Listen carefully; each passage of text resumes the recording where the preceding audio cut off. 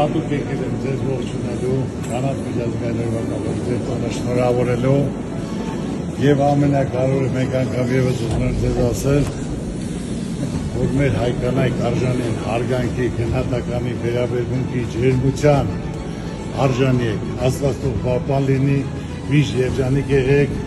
ձեր ընտանիքի, ձեր բալիկների կողքին, Աստված պահպան ձեր բոլորին, հալալա ձեզ,